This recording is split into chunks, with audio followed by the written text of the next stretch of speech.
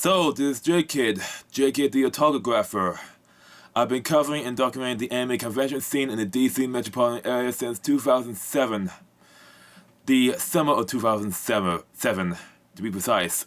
Actually, it's the winter of 2007, if you count katsucon. Yeah, that's when I started my my anime convention documentation, or if you will, my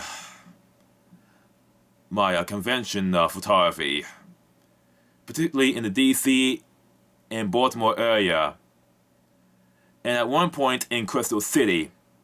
I started my coverage of the scene in 2007 with katsucon 2007 in the Omi Shoreham Hotel, which has been their home hotel until 2008, where they got kicked out because their attendee base has been rowdy.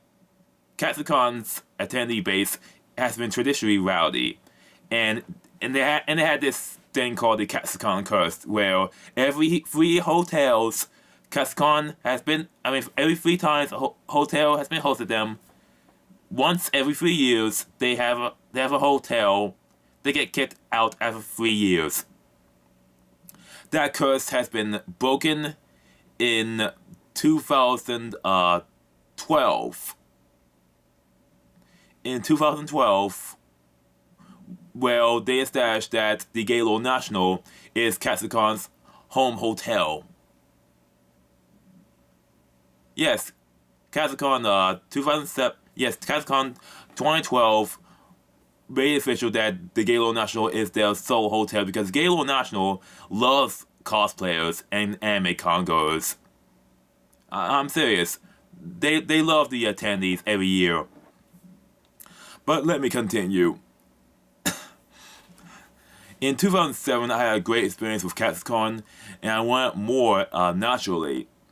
And once you got a taste of it, you want more of it. So after the one-day stand on katsucon, there's this one-day stand on otakon, which I had to use Amtrak to get there from Harvard Grace to Baltimore and spend a day there. Had a fun time taking photographs of the cosplayers and the convention scene in the convention building, with just a point-and-shoot camera. No professional equipment. Didn't talk with any professional folk. There was just people having a time of their lives and fun. I didn't bought much during otakon nor katsucon. Now for katsucon, the only thing I bought was my point-and-shoot camera, my jacket I've been wearing during winter, and I just got on the DC Metro Rail line from the green line to the red line because I thought it was a lot quicker. At one point of the train ride, I fell asleep, but within 2 minutes of me getting to my destination, which is the Woodley Park Smithsonian National Zoo Metro Rail Station, I realized I was surrounded by katsucon attendees with these convention badges. People who were in cosplay as anime characters. With these badges. And I knew I was in the right place.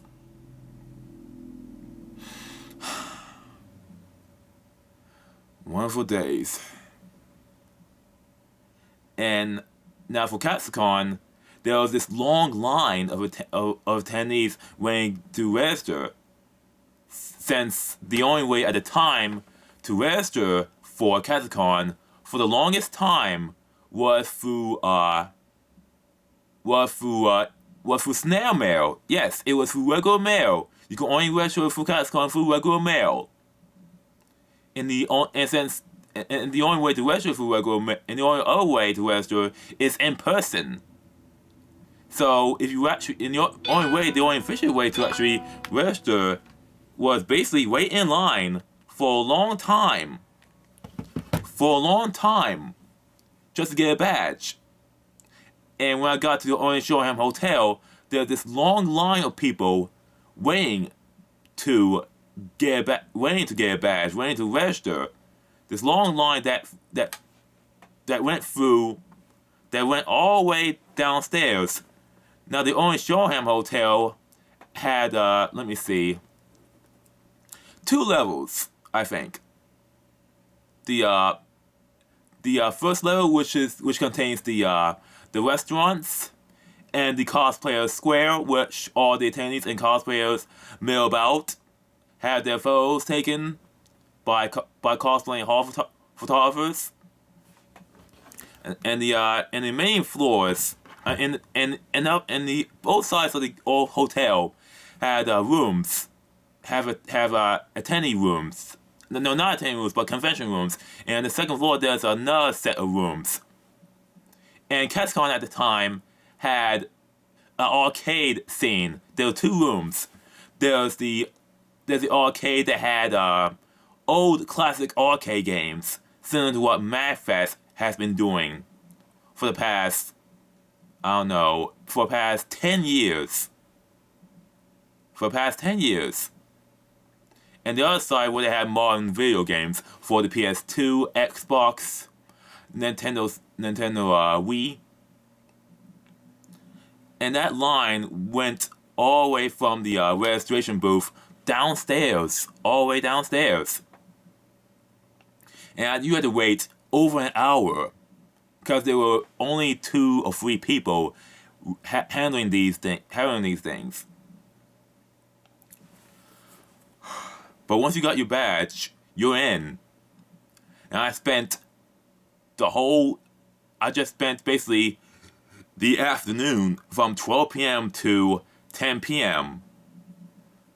just exploring the convention, just photographing the scene, and videotaping the scene. I still have these photos to this day.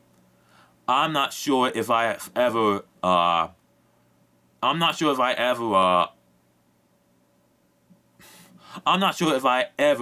made them public. I'm not sure if I ever made these photos public. But if I did, I will update you as soon as I could on the description bar. That's a promise. Now, during the anime convention, I saw plenty of cosplayers in anime I've seen at the DC Anime Club, at the Turban Anime Club, which, I was a alumni for the University of Maryland campus from 2006 to 2012. And I've been a regular visit of the Turban Anime Club for a long time. I stopped attending there in 2010. But I did visit there occasionally. I don't know. What am I thinking? I'm going on a tangent there. Now with otakon and katsucon, I was there as the photographer. I just documented the rooms there, documented the panels there, by photography. Also photographed the video game room as well.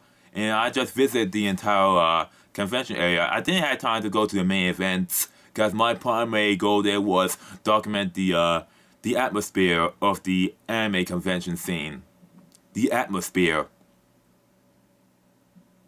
And the attendees and the cosplayers there. The next convention was T-Mode, after Otakon. It was a relatively small convention in Arlington, Virginia, and was held at the Hilton Regency in Crystal City. It was a small convention, more of a relaxo convention that I commuted to and from the University of Maryland to the hotel there. It was founded and owned by a Black American. And on 2008, I think, is that he actually died. And the convention was still owned and operated by her daughter. And I think the last T-Mode was in 2010 It wasn't 2011. And that time, T-Mode effectively went defunct. Even though she promised that the convention was going to be held, it effectively went defunct. Through no show, through no announcement. Had their moments there. Actually saw a Zealander. P. Zealander? I don't know what the name was. P. Zealander. A music band, Japanese American music band. Now I got a funny story I gotta tell about P. Zealander.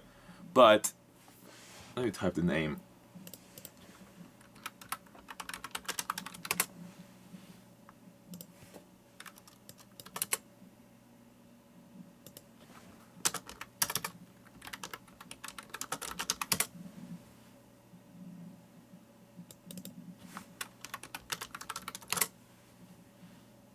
Yeah, P-Lander Z. Yes, P-Lander Z.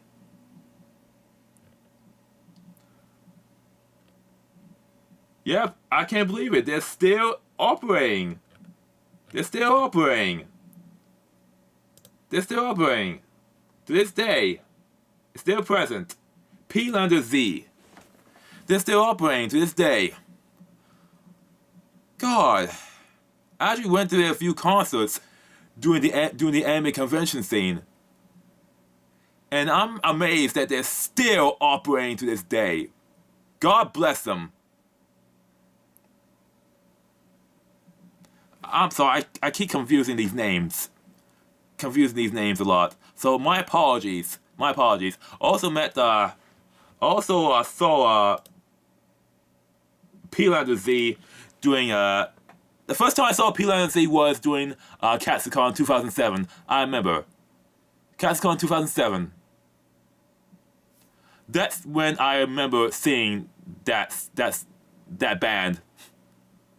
I actually recorded it. I actually have the video right now. It's actually on my YouTube. It's actually on my YouTube right now. On my personal channel. And it's still there. Wow. Oh God. Memories. Now my first anime convention that I stayed the whole weekend was Anime USA 2007. And it was held at the Hyatt Regency in Crystal City. Hilton Regency, Hyatt Regency, I keep switching the names, but I know it's at the Hyatt Regency at Crystal City. The home hotel of BloodCon 2000, the home convention of BloodCon. Now, at the time, the Hyatt Regency was a different hotel. Rooms were affordable at the time, and I kept the budget for my dealer's room in Alice Alley purchase to $300. It was during my university years at the University of Maryland, and I just bought my camera and just bought a suitcase with a bag with my camera equipment, just a camera and all. And I had the most enjoyable time of my life. I was actually attending panels, I was actually photographing and videotaping, I actually went to a rave/dance, actually stayed up all day, all night. I was rooming alone. It was the most enjoyable time of my life, and time grew. As time grew in the anime convention scene, I became the unofficial hall photographer. More of a silent hall photographer. I've taken thousands of pictures of cosplayers.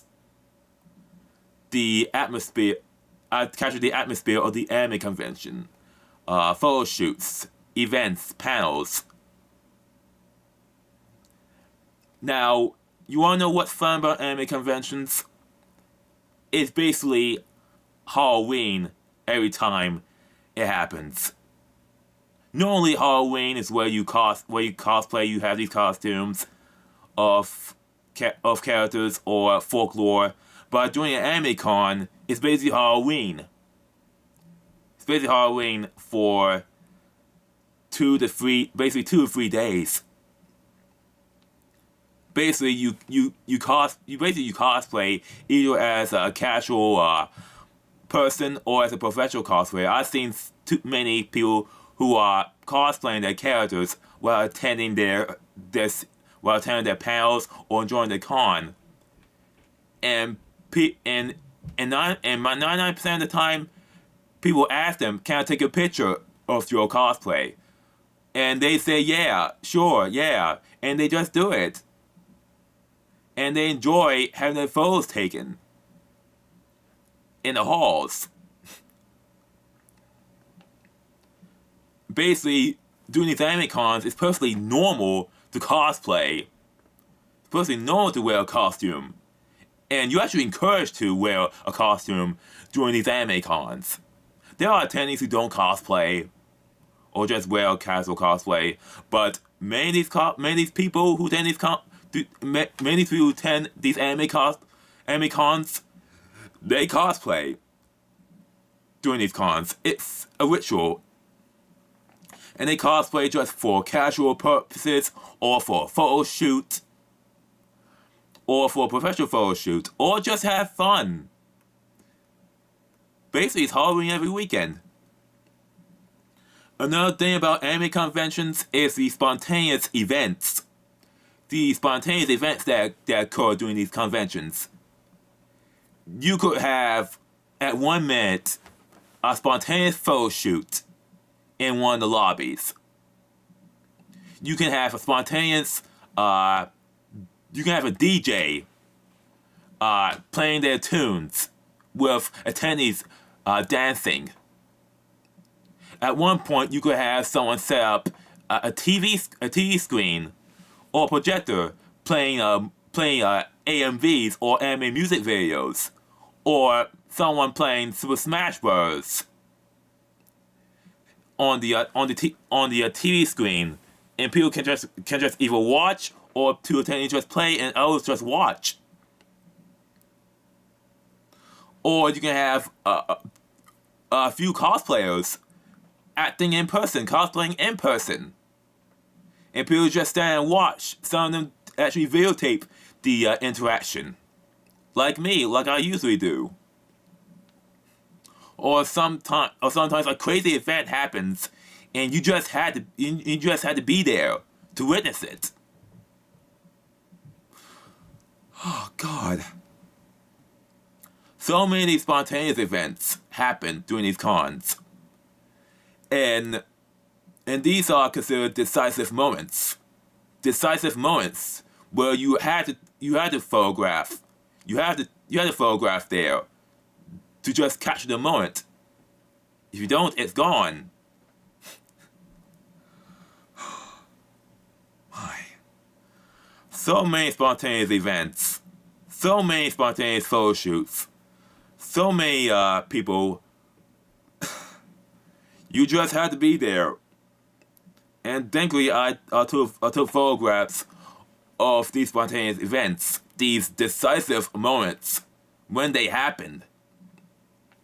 I got so many of them.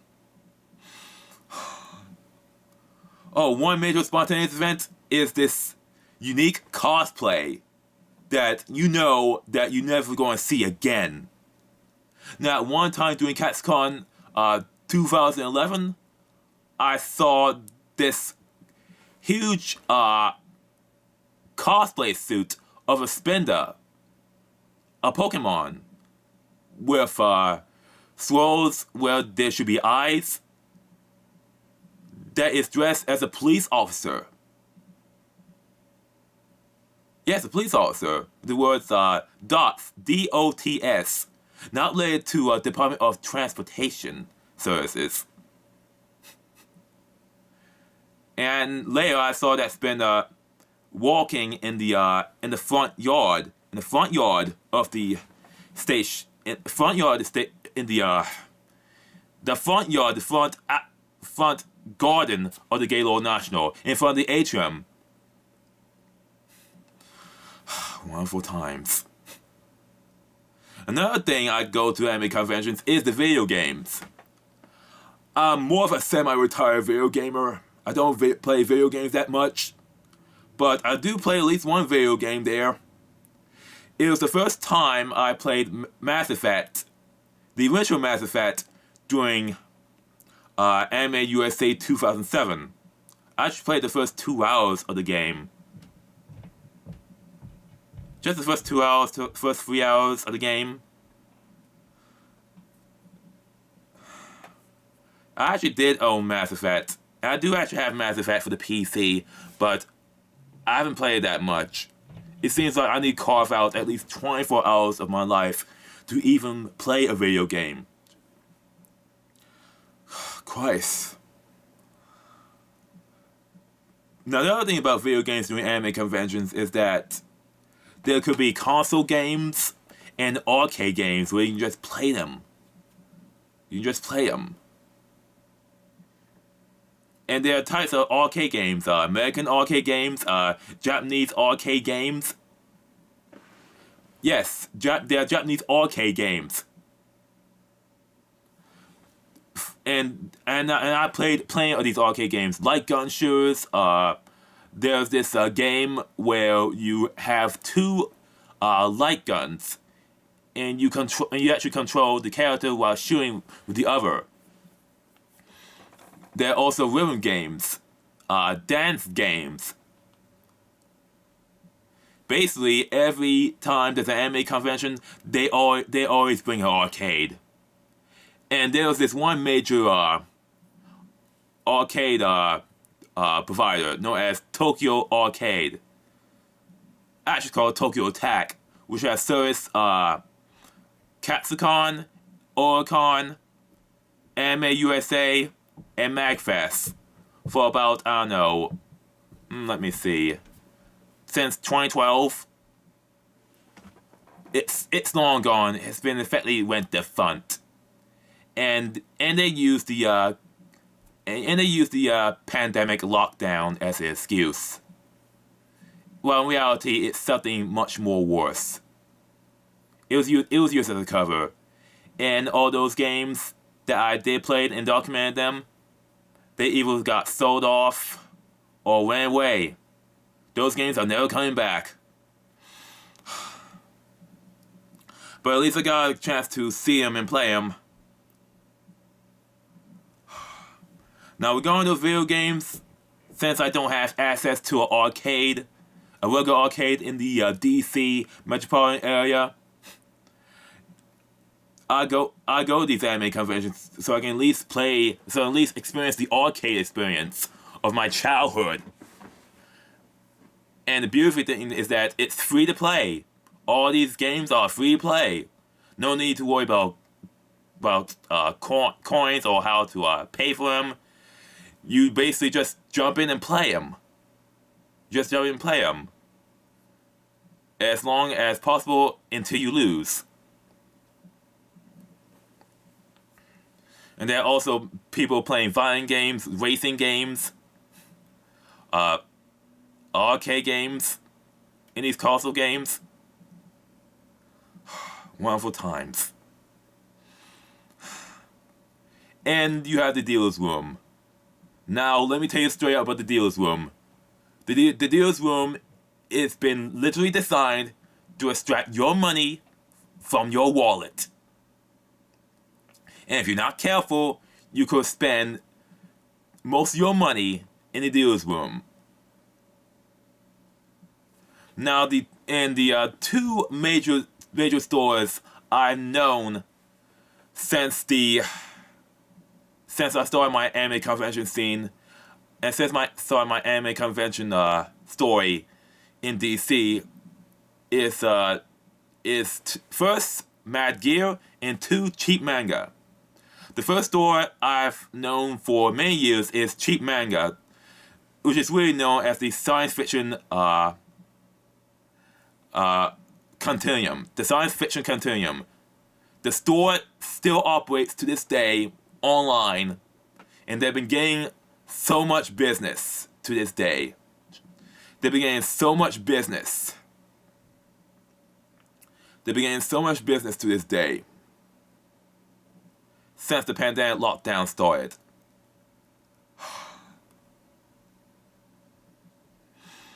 And I usually go there to get my cheap manga. And manga there is so cheap. 2 for 10, 4 for 20, 6 for 30. And I usually get a set of 8 to 10 manga for $40. And they also so at one point, for the longest time, they've been selling DVDs, cheap DVDs of anime. Because buying anime and manga is expensive at Anime Con, and cheap manga and sci-fi continuum was a godsend for me, because I was trying to keep my expenses low, so at least I had something like $100 here and there, $80, just in case anything happens to me at Anime Con, just in case I had to use the money for anything else when the anime convention's over. And that's my first place. So at least I can have something to enjoy that is affordable. And the DVDs were either $10 or $20 here and there, $5. And at least I had a goal.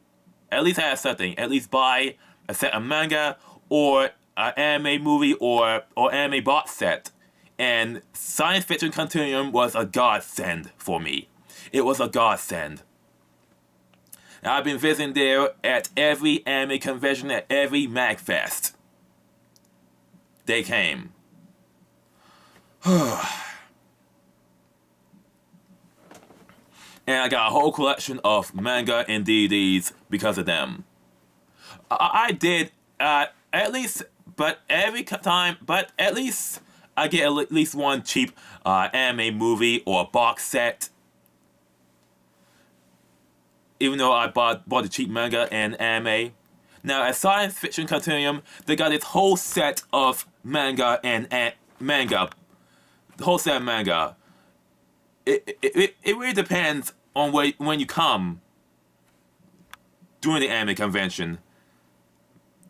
Usually I'll come on the Friday or Saturday afternoon, and they still got plenty of manga left. Sometimes they don't have volume 1, sometimes they don't have volume 2, sometimes they only have the first 3 volumes. They got plenty of manga and plenty of DVDs at the time because they got them from Overstock. They got them from Overstock sources. And that's how they make a lot of money. And manga has been gotten so popular over the years. They've been making gangbusters. It's amazing they're still selling. Now the other store I known is Mad Gear, which is run by Dak. And I know Mad Gear since Magfest. And yeah, I actually first heard of Mad Gear at Coronachan. At Coronachan 2008. And Mad Gear actually introduced me to the person Dak personally introduced me to Planet Tribe. Let me see. Yeah, Next Tribe. Something called Next Tribe. Let me see. Yes, the music name is called Next Tribe. Yes, Next Tribe. And it's actually EGM. It's actually if I can find it here.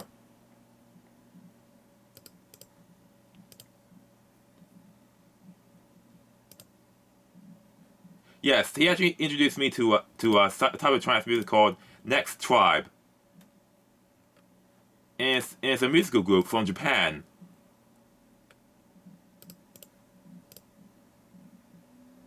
It's a musical group from Japan.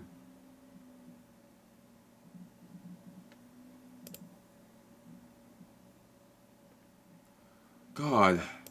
And the first track, and the first album I got was, let me see, if I can find the system, if I can find the actual track.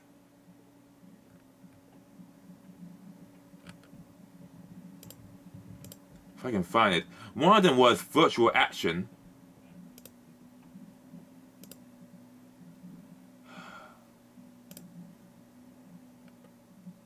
Dig, Last 10 Seconds, Sky City.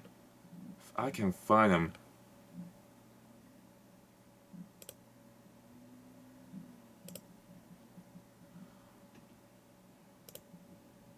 God, I can't find them. But I know it is. If I can remember, it's called Next Tribe, and it's a Japanese trance music song. And I actually collected all their albums so far. I'm not sure if I actually found the other albums yet.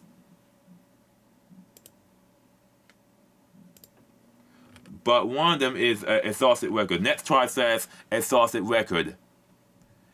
And once I heard the music, I just wanted to hear it.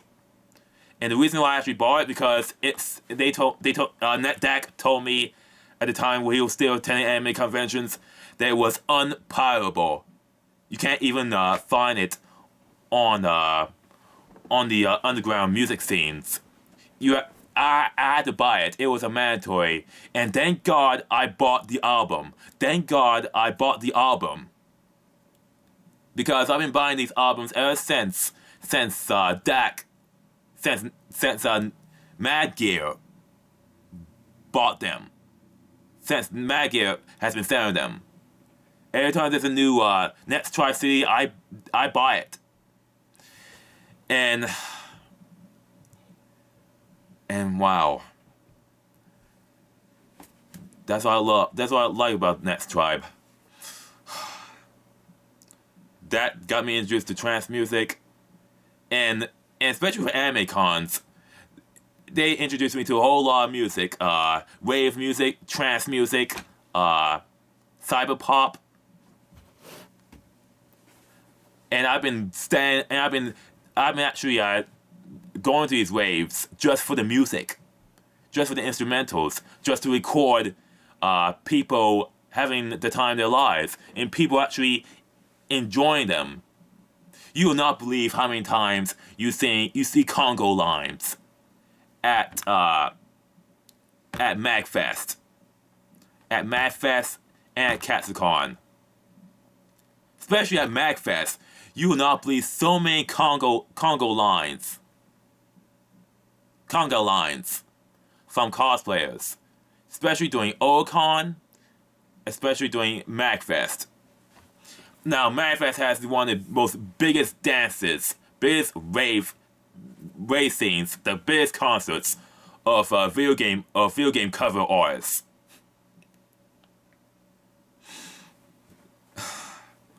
I gotta move on really. Now, Mad Gear, Dak, he stopped attending anime conventions because he has cancer, and he still goes through treatment. I miss Dak. Hope he's back. I hope that he's still alive. Wish I can meet him one last time. Now, the biggest thing about anime conventions is you be with other otaku and weeps, other cosplayers, other people who are into the same otaku interests as you are. Whether it's anime, manga, video games, fighting games, people who are into art, people who are into arts and crafts, people who are into photos, posters. You can just being with this atmosphere, being with other people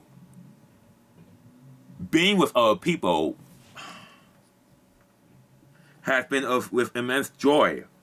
I've met many people doing these anime cons, and I've regularly meet with them, even though it's just for 5 minutes here and there, chat here and there, and they've been regulars in the anime convention scene for so long. And you know these regulars when you see them. There's this one regular that I met during magfest that goes to Coronachan that is dressed in this dressed like Pinkie Pie in Pinkie Pie colors. He's also a brony, and he has these pink colors. And he has these pink. He has these pink. He basically he has a pink wig. He wears a pink wig. He wears everything pink, and he has the cutie mark of Pinkie Pie on his shirt and on his pants. I meet up him doing a Coronachan and magfest since he's a regular there. Another attendee is a cosplayer who either uses who plays on the piano, cosplaying as one of the K-On characters, or plays on a guitar. And every time I see that person, I record the person. Sometimes 5 minutes, sometimes 3 minutes. Wow. I'm not sure where they are now.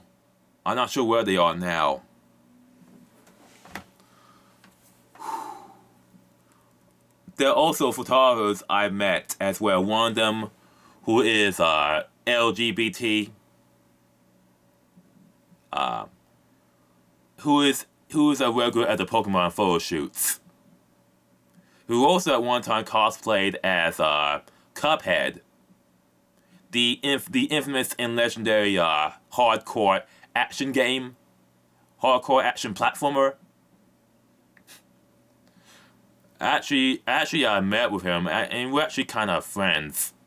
Not really, since I never got to know him, except during anime cons.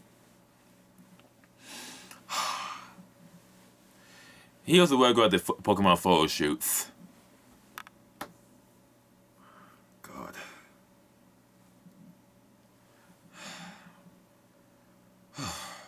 I don't know. God, so long. How long has it been? 15 months since I've been to an anime con? But being with other people, you see on the regular, as a person with autism, Asperger's syndrome, being with other people, going to these anime conventions as part of a routine, as a long routine that I've been doing since 13 years. Since 2007. God. It does wonders to you. It does wonders to your mental health. It gives you routine. It gives you something to do. It gives you a purpose. It gives me something to look forward to in good times or bad times. Anything. I go to these conventions as a routine, even though there's sometimes that I don't feel like going, just to look forward to something. Because during these anime cons, anything can happen. Anything and everything can happen. Anything can happen during these anime cons, and that's why I come to these conventions as a photographer, to capture these moments. Because it gives me something to do, and I have purpose during these anime cons. I play a role as a person who they know me.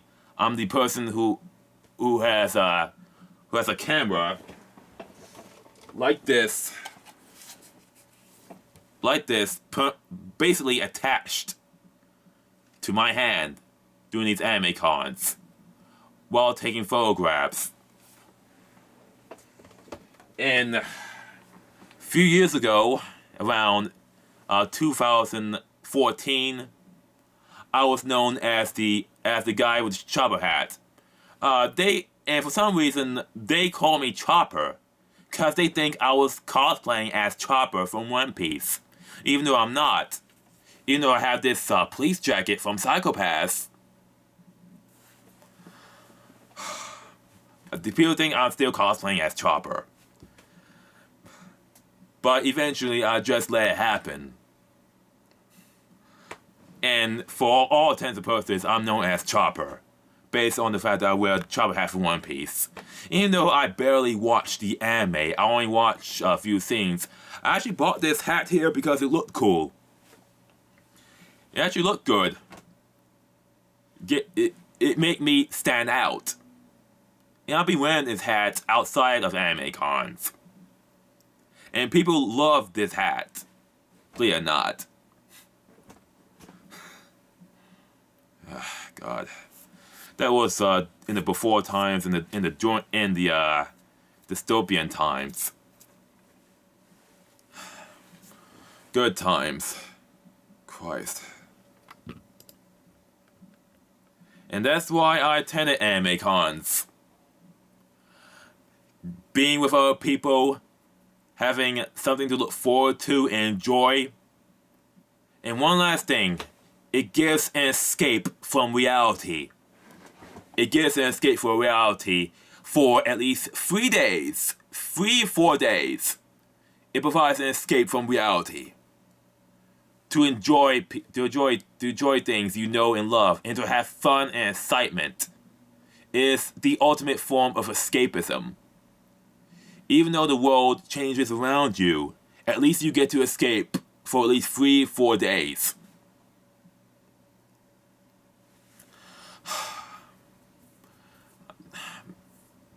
I think I didn't continue about katsucon and magfest. Now, magfest and katsucon, they're the two mega conventions. And they both held at the Gaylord National. They're basically mega cons because everyone goes to these two cons to either enjoy themselves or to have fun. They're basically party cons. You basically come for the atmosphere of being with cosplayers. And the first time I heard that katsucon was moving to Gaylord National, and I look up the Gaylord National and the size of the atrium, I thought to myself, you could actually fit an Xbox in the atrium, because it was basically Xbox huge. And the first time I went to the Gaylord National, it was an experience. Everything is an experience. It's one of a kind. You basically had a set of musicians playing violins, basically play in the entryway, in the hallway, and it was a red carpet hallway. It basically welcomes you. Come in. We're gonna give you the experience of a lifetime, and it was an experience of a lifetime. Everything about the convention is grand. Everything about the Gaylord National was huge. Even the atrium, even the front grassway, the lawn, with the scenery of the Anacostia River, was basically a grand stage for cosplayers to mill around and have photo shoots, even during winter, even during the cold of winter. There were times there was unseasonable weather, like in the recent katsucons. Like in katsucon 2019 and 2018, I don't remember. There were times of unseasonable weather. And people love going out there. And the fountain shows. The fountain music.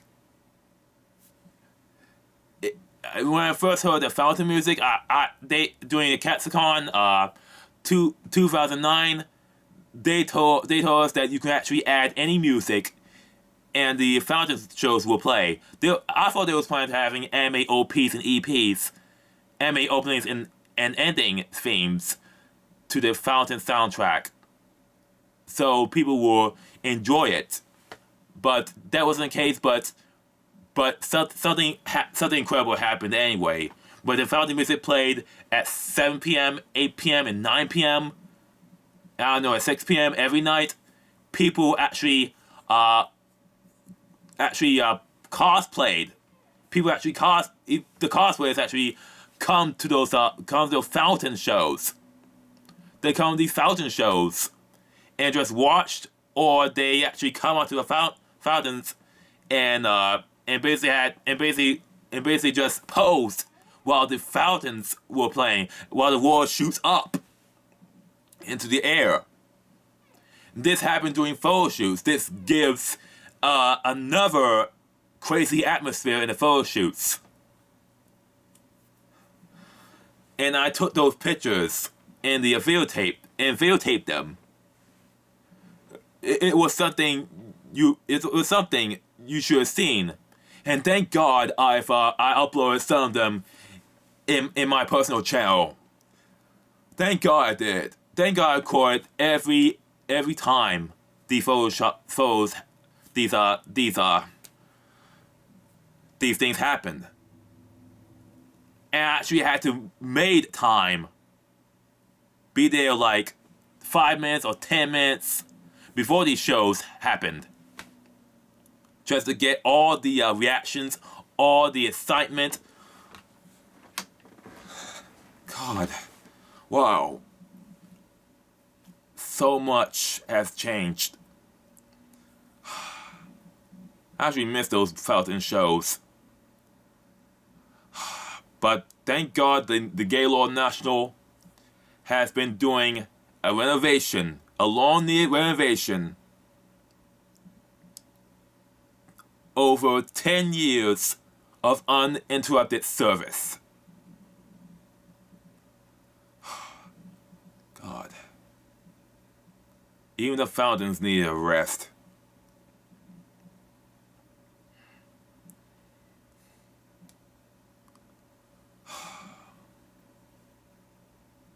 But anyway, naturally when I grew from photography to video photography, when recording photo shoots like the Pokemon Jujinka photo shoots with my camera and later with my camcorder, my hall photography became hall videography, and eventually into hall otakography. I basically recorded and photographed what it's like doing these anime conventions. I'm basically the hall cosplaying photographer because I at one point actually started cosplaying while taking these photos. The cosplaying photographer. I was actually cosplaying at one point as Kensuke Ada from the Neon Genesis Evangelion series. I cosplayed as a Jujinka Hypno from the Pokemon series, cosplay as a Jujinka Employemon from the Pokemon series. There was other characters that I did cosplay from. I don't remember which ones I did. But eventually, during 2014, I just bought this police jacket as more of a cosplaying costume. Not really as a psychopath police officer, just to let you know I'm a regular photographer. More like a crime scene photographer. And I basically got this hat so I could stand out. Not really cosplaying, but more of a... But due to that, I wear this cosplay suit. This suit here. It's more of a cosplaying status photographer. More like a press jacket. So yes, I've been the silent cosplaying hall photographer for the past 13 years.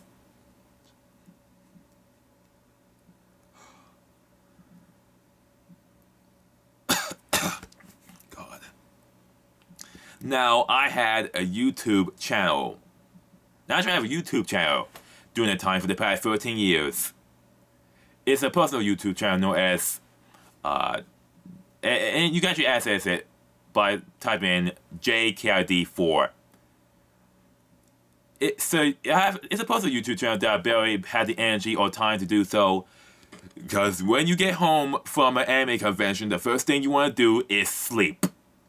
Because you barely ate 2 meals a day, and you've been up all night in the convention, either in a rave or in the video game room. And since there are raves and dances that go out all night long, and at katsucon 2008, at time at katsucon 2008, I was practically up to a point that when I got to a panel, I fell asleep periodically during the panels, and the panel organizers actually had to wake up, actually try to get me up. And eventually, it was my cue, time for me to go to bed, and I actually had in the Gaylord National. Not in the Gaylord National, but near the another hotel, the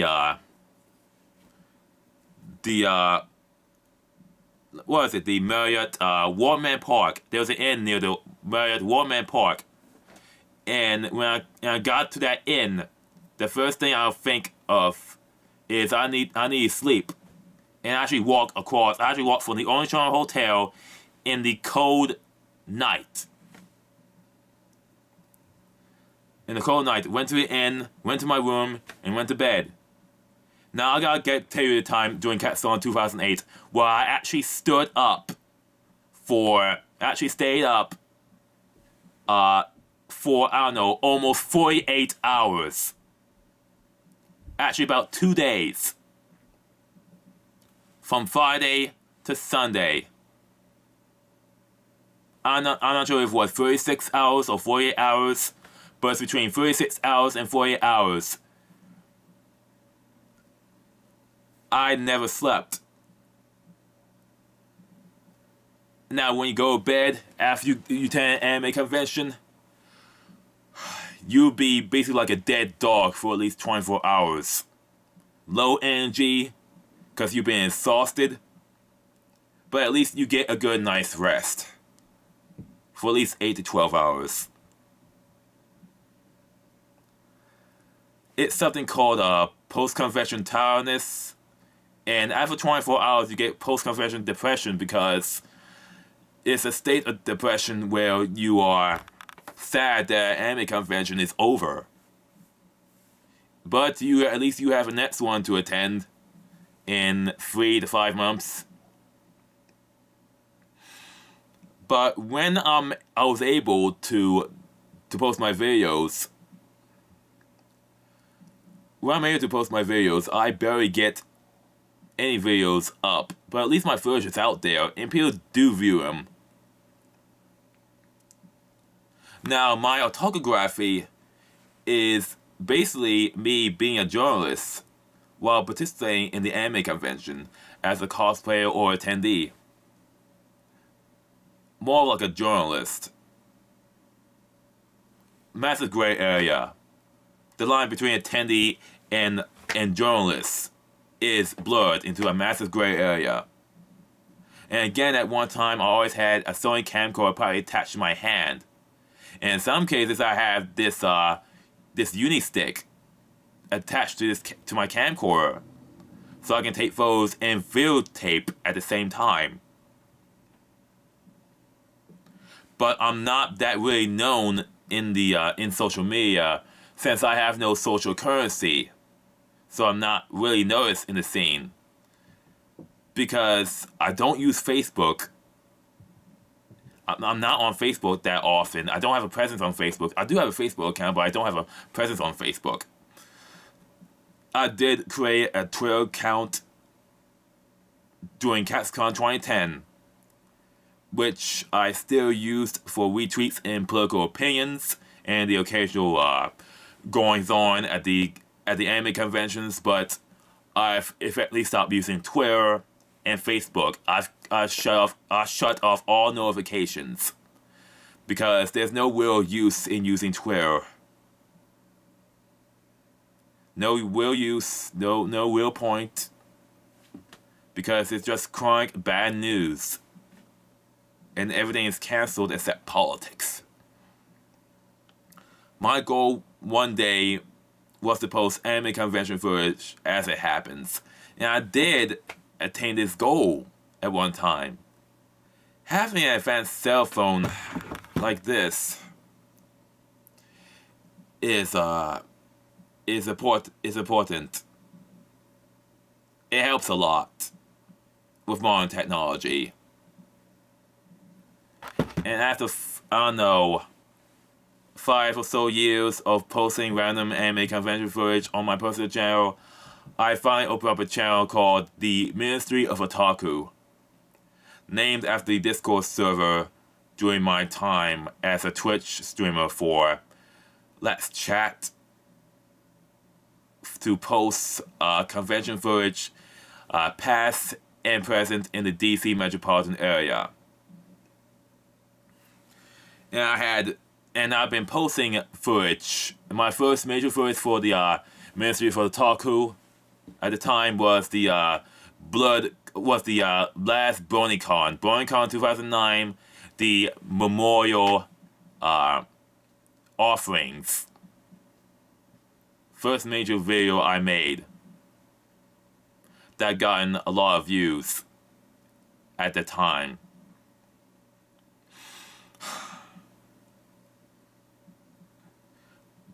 But here's the thing about about video footage. It takes a long time and a lot of battery to upload the footage, as it seems. But I did tried.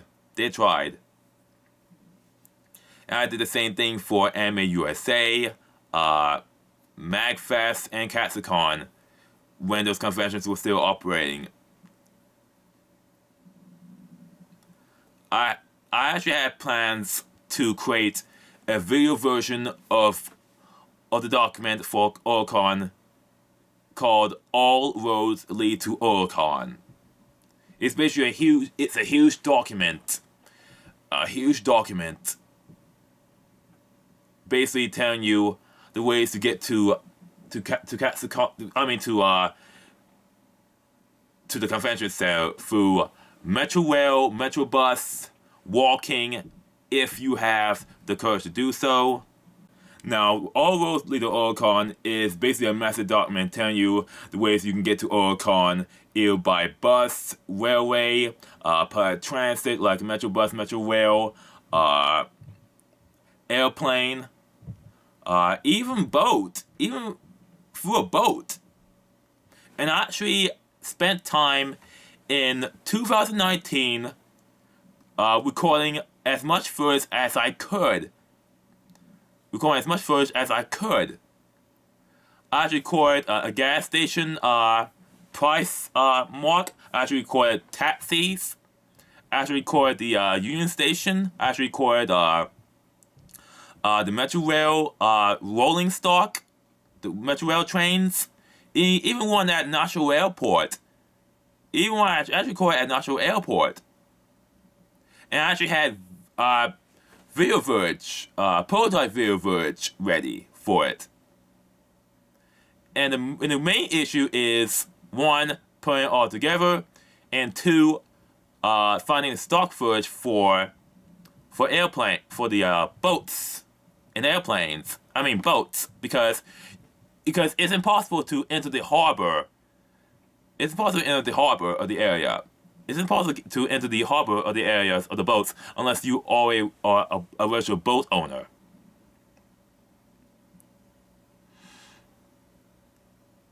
And yeah, and it would have been a great video footage. It would have been great video footage, a video version of All Roads Lead to Coronachan.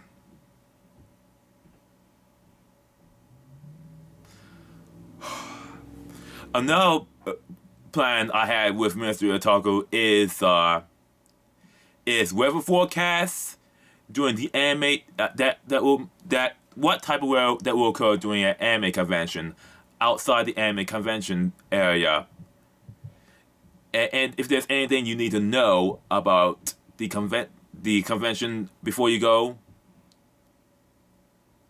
I was planning to create a cosplay forecast based on the probability of the convention. I mean, of the anime, manga, or video game. It would have been a fun video to watch. I mean, for me to create. Like every month or so, basically going to have cosplay forecasts every season. Also had what to expect during cons. I actually made one for magfest. And I was planning to do one for katsucon. Actually, I made one during magfest 2019. And I'll have plans to do convention experience videos, tales of the conventions, where I could just write out and just read out everything I knew from these conventions, any experiences I made during these conventions. And I'll also do going for anime reviews, video analysis things in the vein of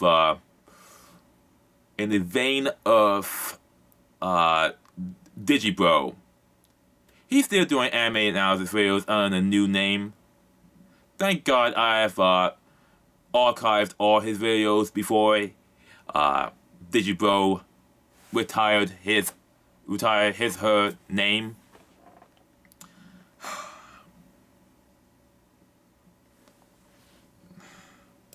So much things I can't do now. 2020 was going to be a full year for the channel. There was going to be a whole lot of events I was covering. It fits the new 20s, the roaring 20s. People were cosplaying people were cosplaying and dressed up like people from the Great Gatsby. And this was done during katsucon and magfest. Despite the coverage, the ongoing gloom and doom, there were people still attending conventions. Like and they live life as normal. There were pandemics during these conventions. There were pandemics during these conventions, including the swine flu. But people live life as normal. And they get told, if you feel sick, stay home. Except for hygiene measures, no one actually cared. And I didn't notice any hygiene measures during Coronachan 2009. They just lived life as normal.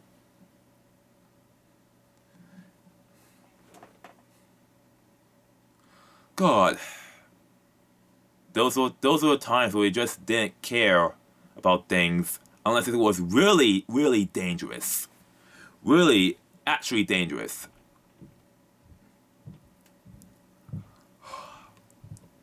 Now, despite reports of Coronachan in the background, people didn't care, and people were joking about it. And there were people cosplaying as Congoer balls. And it was more of a joke, and will remain as a joke if we lived as normal for 2020. There will be some hygiene fear, but it'll be normal with people attending these conventions with normal. Maybe we could have gotten some cool and some great Coronachan cosplayers, Congoer cosplayers. It would have been perfectly normal. But that was not to be the case. Thank God I attended katsucon and magfest as the final two conventions for the foreseeable future. Because everything changed on February and March. Everyone has gone in a state of hysteria since. The state of California under Governor Newsom, which is my opinion, a narcissist, a deranged narcissist, with enablers in the legislature, issued a stay-at-home order for the first time in every state except for some states in North Dakota, South Dakota, and Iowa, since they're relatively rural states, issue a stay-at-home order. Florida, which is the home of Florida Man, and in these days, Florida Man doesn't care about Coronachan. They do their thing. Florida had a brief lockdown, but quickly moved it because tourism is their bread and butter. And they don't want to commit social economic self-deletion, will they? I initially supported the 2-week lockdowns. Just 2 weeks to get hospitals prepared, get everyone ready for the surge of cases, the sick and dying. But that's not the case. What many people do not realize in the US, and honestly do not care, is that we have 52 different jurisdictions, 48 states in the Union, plus 2 states that are outside the continental US. We have Washington, D.C., which is a federal district, and 2 other jurisdictions. So we basically have 54 different jurisdictions. And on social media, cosplayers get angry when a convention decides to proceed, even when it goes super COVID woke. Super woke in Coronachan. They participate in a mass cancel culture. They try to socially cancel them. And they have journalists go hound dog on them. These lockdowns, the pandemic lockdowns, which I call them the great lockdowns, has basically destroyed the large event, the convention scene, and has everything changed. Everyone's affected. The people running the dealers' rooms, the artist alley, people who are coming to the scene, even the stores and restaurants that get a massive economic boost in these conventions. And unfortunately, since it's been almost 15 months, the change is irreversible. Socially, it has turned the otaku community in the anime convention scene into a mental lock brought on by the hysteria by mass media and social media. And they don't notice it. It's there subconsciously. They're operating in this mental lock subconsciously. It is a mental lock of delusional positivity to cope with the cancellation.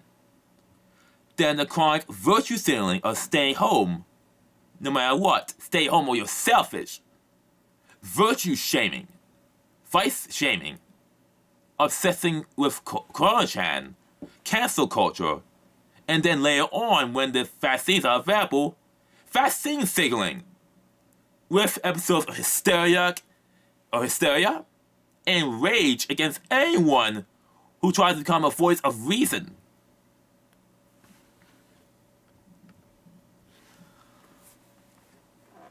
And the worst thing is that they don't realize that a lot of these people, they don't care. They got a massive tombstone mentality. Instead of figuring out how can we save these conventions, because these anime conventions are like businesses. They get their revenue from in-person events. No in-person events, no revenue. And they got this tombstone mentality. Let conventions die so that new ones will magically open up. Magically come out. That's not going to be the case, unfortunately.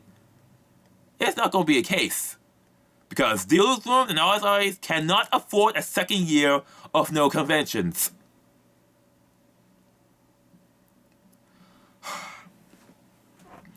Primarily because of the chronic fear porn for 15 months by mass media and social media has created a mindset of fear and safetyism with resources that will be available to everyone social economy sapped by these mandated lockdowns.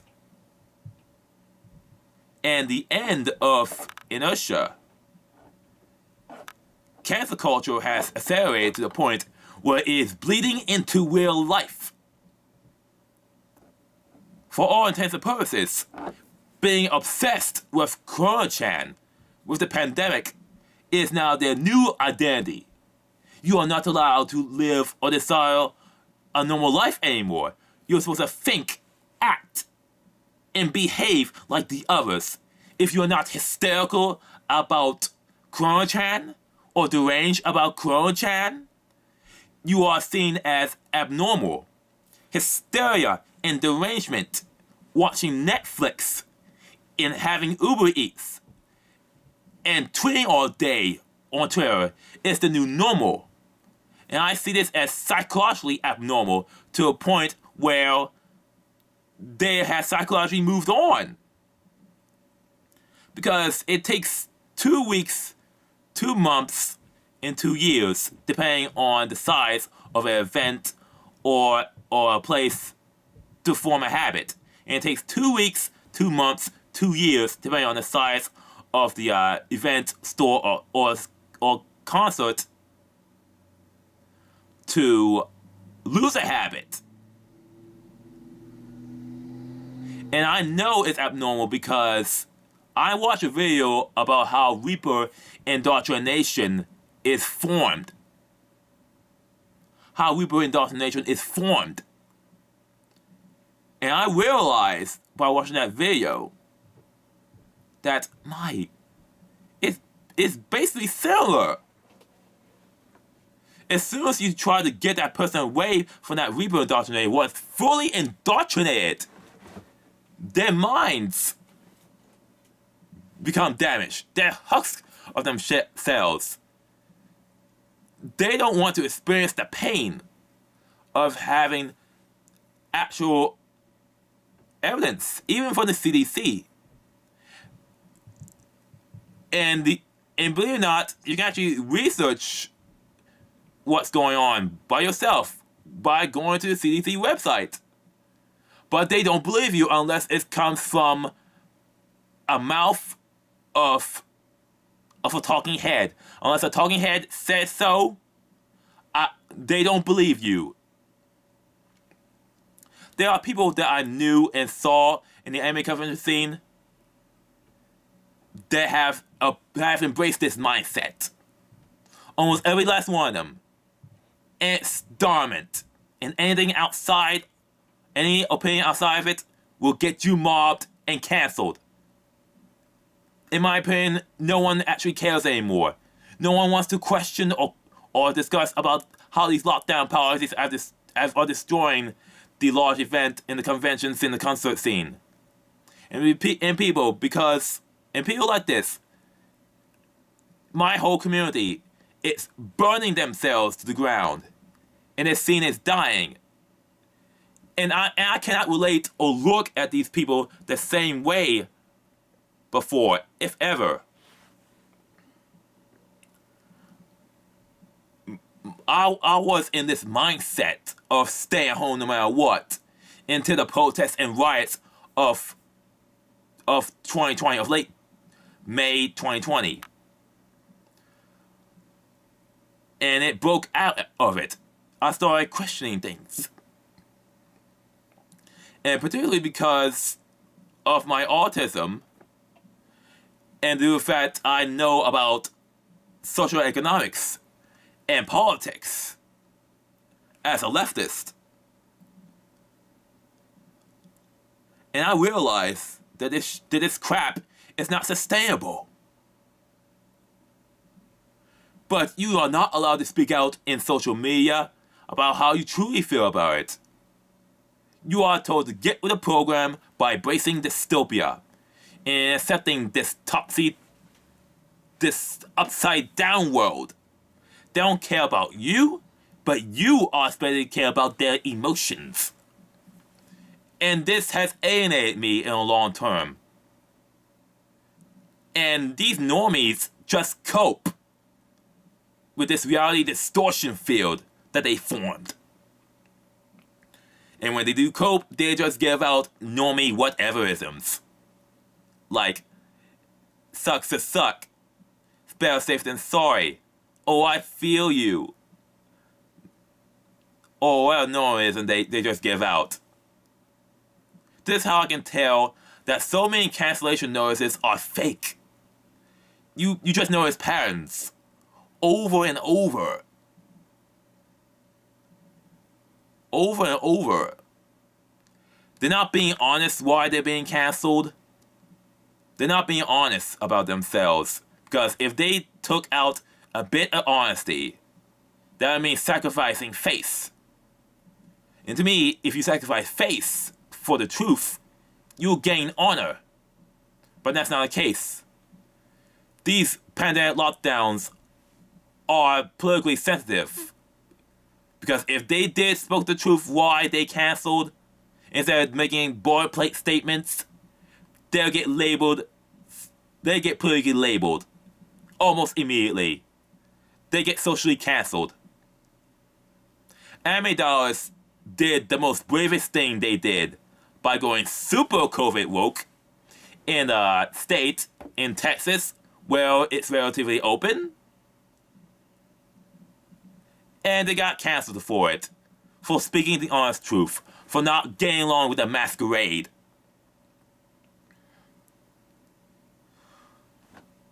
Oh God.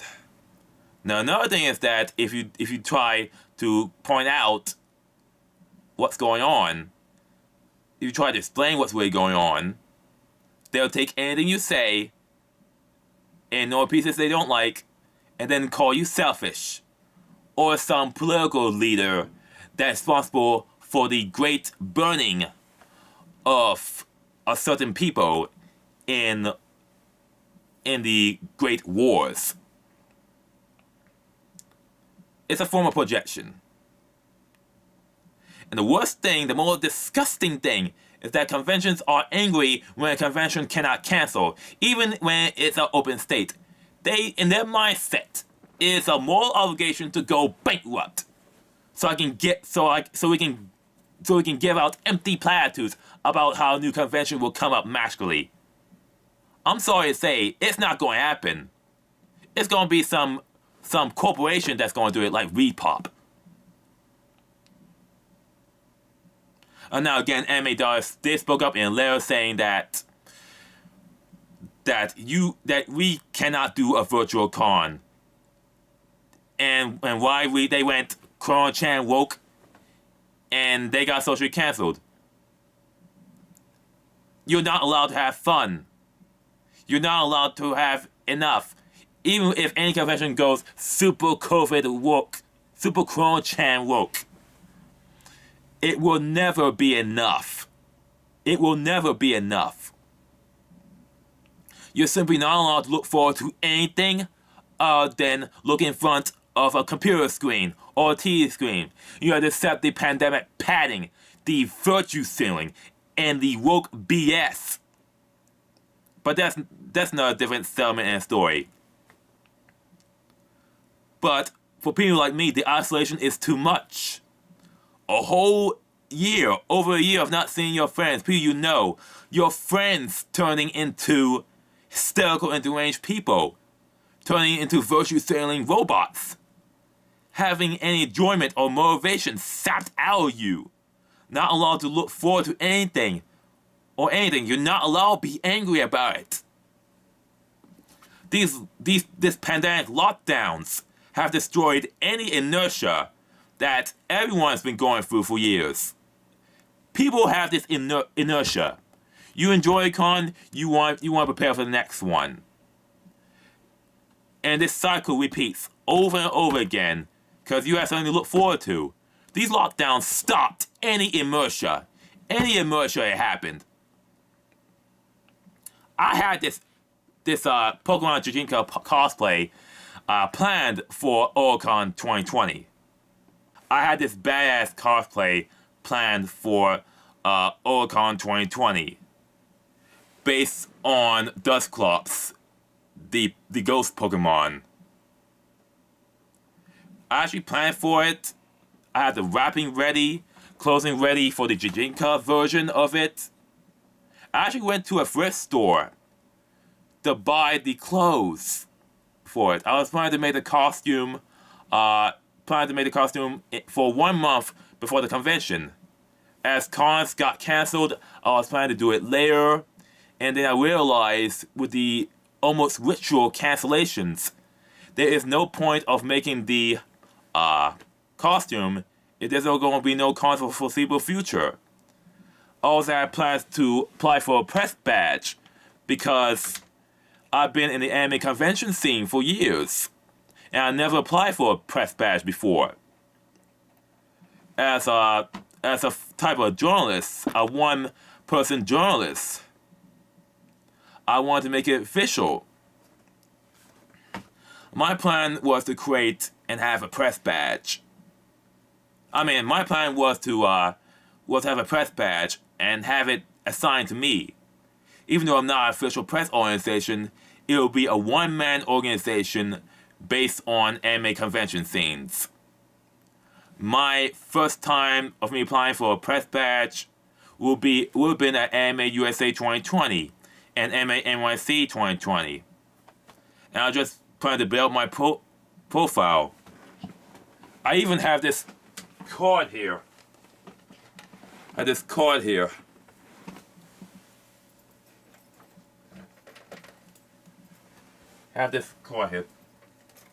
This card here.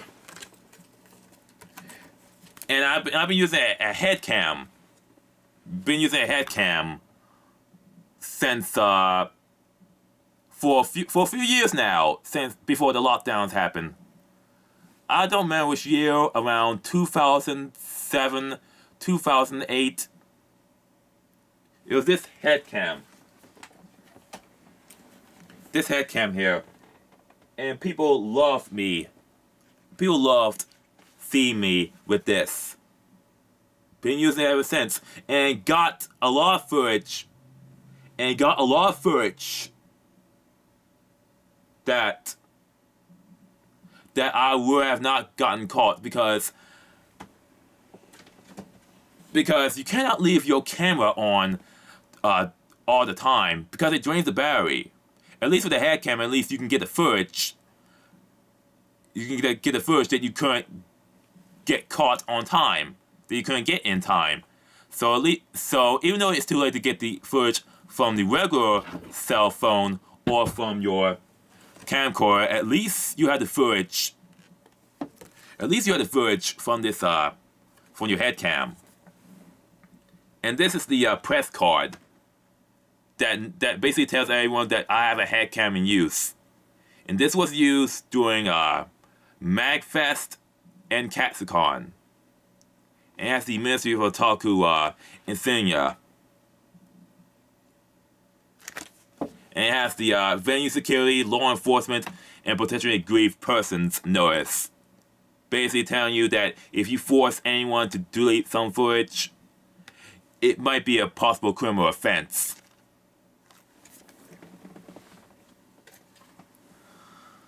Oh God. Then again, these lockdowns happened and all these opportunities went away.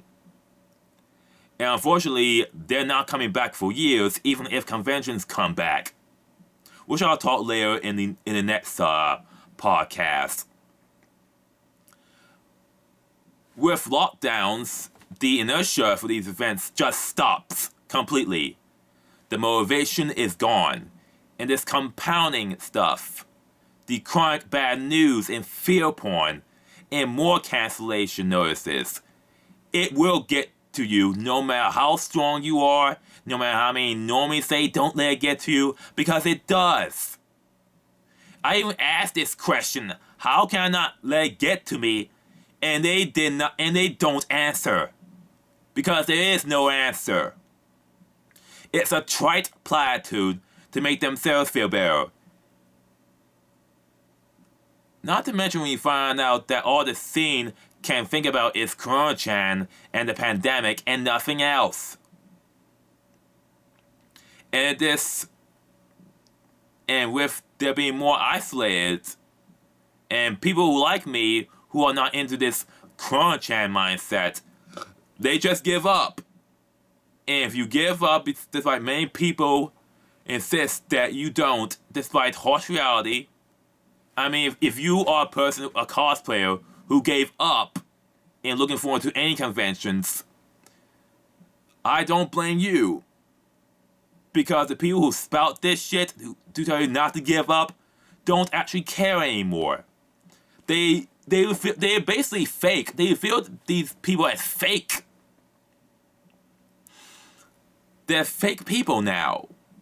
They feel themselves as fake people, just going through the motions, not thinking for themselves. Now, I know a lot of people who are sick of this Coronachan BS. Say this Coronachan BS basically left social media and Twitter. They left Facebook, they left Twitter. They left Facebook, Twitter. They stopped all notifications because there's no real point. There's no real point. And they just did without. What I've been doing for the past 15 months is intermittently uploading my anime convention footage. I've already finished Otakon 2007 and Otakon 2008. I'm currently working on the Otakon 2003 footage. I tried helping Oracorp, and I'm not really a staff member in Oracorp. Never have, never will. Because I'd rather be independent. If Oracorp actually offers me a staff position as an official photographer, I might take it. But at the same time, I'd rather be independent and upload my footage. Upload my own footage. Now, in the next podcast segment, I'm going to address the online convention trend and how it's a poor substitute at best and at worst, and the insult to 20 years of convention going. We already have online conventions. It's called YouTube content creators and YouTube. Now, let me tell you straight why I consider them an insult. There are main things I go to convention for. For me, it's the atmosphere, being with other people to escape from reality, rather than spontaneous events. And also for the dealer's room. In online conventions, these glorified live stream events provide none of that. They're just glorified live streams. And I'll leave it at that. Thanks for listening. If you like what you hear or say, please like, share, leave a comment, ring the doorbell, spread it far and wide. I'm going to be doing more podcasts like this for the foreseeable future, just to cope with the fact that the anime convention scene in the DC area is effectively dead. And for the record, I will not be attending any anime conventions that is either gone online or super Coronachan woke. I just cannot do it. I'm just better off doing it without if they're not willing to go back to normal in 2019, early 2020. It's either back to normal or I'm not attending. That's all I gotta say. Thanks for listening or watching.